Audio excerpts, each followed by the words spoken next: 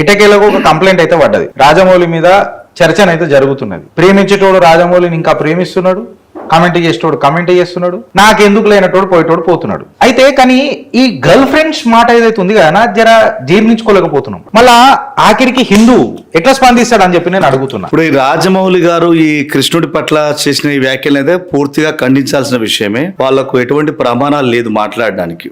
నేను ఇది ఇండస్ట్రీలో ఇప్పుడు రాజమౌళి గారికి ట్వీట్లలో చేసిన వాటికే నేను సమాధానం చెప్తున్నా. 16,000 మంది గర్ల్ ఫ్రెండ్స్ అని ఇంకా ఇంకొక భావంతో గాని ఆయన అన్న వ్యాఖ్యలకు మేము ఇక్కడ హైందవ సంఘాల ఐక్యవేదిక నుంచి కావచ్చు, ఇక్కడ వానరసేన సంఘ సభ్యుల వాళ్ళ నుంచి కావచ్చు, జనజాగృతి వాళ్ళ తరఫు నుంచి కూడా మేము ప్రశ్న వేస్తా ఉన్నాం. 16,000 మంది గోపికల్ని కృష్ణుడు నిజంగా మీరన్న భావనతో పెళ్లి చేసుకుంటే, ఆ రోజుల్లో 5 రోజులు ఒక పెళ్లి చేయాలంటే శ్రీకృష్ణ పరమాత్ముడు 120 సంవత్సరాలు ఆయన యొక్క జీవన ఇది సాగింది.